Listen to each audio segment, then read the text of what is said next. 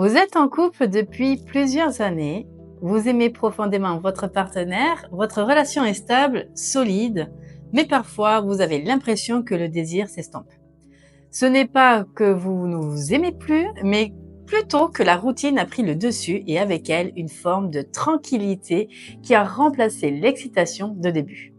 Et si je vous disais que cette phase est non seulement normale, mais aussi peut être une opportunité de raviver la flamme d'une manière encore plus profonde qu'au début? Aujourd'hui, on va explorer ensemble comment réanimer le désir dans votre couple sans que cela ne devienne une contrainte. Vous allez voir que le désir n'a pas disparu, il est simplement endormi et il suffit parfois de petits ajustements pour le réveiller. N'oubliez pas de vous abonner à la chaîne et d'activer la cloche pour ne pas rater les prochaines vidéos. Dans mon livre Vivre à deux, les clés pour comprendre et harmoniser le couple, j'explique en détail pourquoi le désir évolue avec le temps et comment on peut le maintenir vivant sans se forcer, sans culpabilité et surtout sans pression. On va en parler ensemble. Pourquoi le désir s'émousse-t-il? Car c'est le phénomène naturel de l'habituation. Il est vrai que le début d'une relation est souvent marqué par l'excitation, la découverte. Chaque baiser, chaque regard, chaque geste est une première fois et cette nouveauté active une production intense de dopamine, l'hormone du plaisir et de l'excitation. Mais avec le temps, notre cerveau s'habitue, ce qui était source d'adrénaline devient rassurant et familier. Et c'est là qu'apparaît un phénomène que beaucoup de couples interprètent mal. L'impression que le désir s'efface, qu'il s'estompe, et c'est souvent là que le doute s'installe. Est-ce qu'on est toujours amoureux? Est-ce qu'on est en train de devenir de simples colocataires? Pourquoi est-ce que je ressens moins d'excitation qu'avant? Ce qu'il faut comprendre, c'est que le désir ne meurt pas naturellement. Il ne disparaît pas par manque d'amour, mais parce qu'il n'est plus stimulé. Et c'est un peu comme une flamme qui a besoin d'oxygène pour continuer à brûler. Et la bonne nouvelle, c'est qu'il existe des moyens simples et accessibles à tous pour remettre cette flamme en mouvement. Nous allons maintenant aborder le sujet, la bonne routine contre la routine destructrice. La routine est une alliée mal comprise. On entend souvent que la routine tue le couple, mais ce n'est pas tout à fait vrai. En réalité, la routine est essentielle pour construire une relation stable et durable. Elle apporte un cadre, une sécurité affective, elle permet au couple de se sentir en confiance. Le problème, ce n'est pas la routine en elle-même, mais le type de routine que l'on met en place. Il y a la routine qui renforce le lien et celle qui enferme dans une monotonie qui éloigne. Alors, comment transformer la routine en moteur du désir? Remplacer l'automatisme par des rituels. Par exemple, plutôt que de dîner en mode pilote automatique, pourquoi ne pas instaurer une soirée spéciale une fois par semaine où chacun fait un peu plus d'efforts sur la présentation du repas, l'ambiance, l'échange? Surprenez-vous. Un petit message inattendu dans la journée, une attention imprévue, un compliment spontané. Ce sont des petits gestes qui rappellent à l'autre qu'il est toujours désirable à vos yeux. Et surtout, gardez du temps pour vous. Le désir naît souvent de l'absence de l'individualité.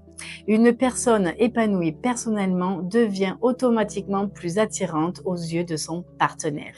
Quand je travaille avec un couple en thérapie, je guide les couples à retrouver cet équilibre entre confort et excitation. La séduction dans le couple doit en revenir l'amant ou l'amante. Il faut reprendre son rôle de séducteur.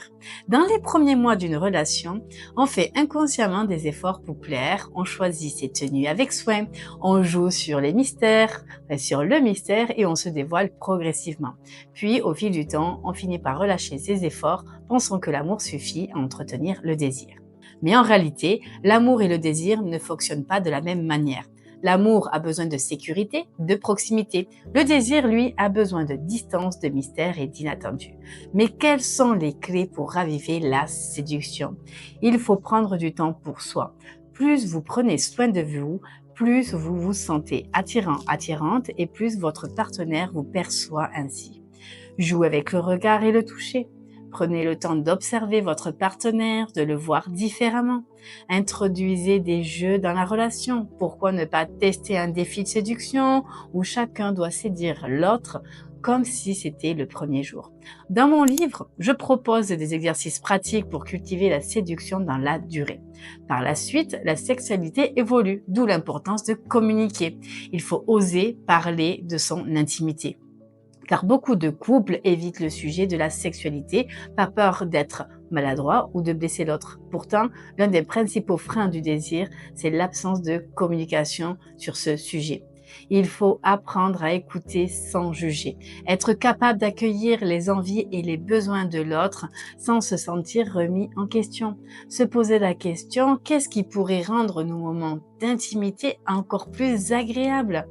Si la communication n'est pas toujours évidente, ma formation sur la communication est disponible en boutique. Si vous avez du mal à exprimer vos désirs et à comprendre ceux de votre partenaire, ma formation Les 10 étapes pour retrouver la communication dans le couple est une excellente base pour avancer. Nous allons voir l'importance de créer du manque et du mystère. Se voir moins pour se désirer plus. L'hyperproximité dans le couple peut être rassurante, mais elle peut aussi tuer le mystère et l'attirance. Prendre du temps pour soi, se réserver des espaces individuels permet de mieux se retrouver ensuite. Voici un petit défi pour vous. Cette semaine, essayez de faire quelque chose sans votre partenaire et observez la différence dans vos retrouvailles. Pour résumer des points abordés, le désir diminue naturellement avec l'habitude, mais il peut être ravivé. La routine peut être un atout si elle est bien construite. La séduction doit être entretenue même après des années et la communication sur la sexualité est essentielle. Prendre du temps pour soi permet d'attiser le désir. Si ce sujet vous parle, mon livre Vivre à deux, les clés pour comprendre et harmoniser le couple approfondit tous ces sujets avec des exemples concrets et des exercices pratiques. Certaines formations sont bientôt disponibles dans la boutique, comme la formation sur la sexualité et le désir en couple. Et en attendant, la formation sur la communication est déjà disponible. Le lien est dans la description. N'oubliez pas de liker, de partager et de commenter cette vidéo. Je propose aussi des appels découvertes gratuites de 45 minutes pour les personnes qui hésitent à faire une thérapie ou si vous voulez être guidé dans l'une de vos grosses problématiques de couple. Avant de quitter, dites-moi en commentaire quelle est la plus grande difficulté que vous rencontrez sur ce sujet. Abonnez-vous pour ne rien rater.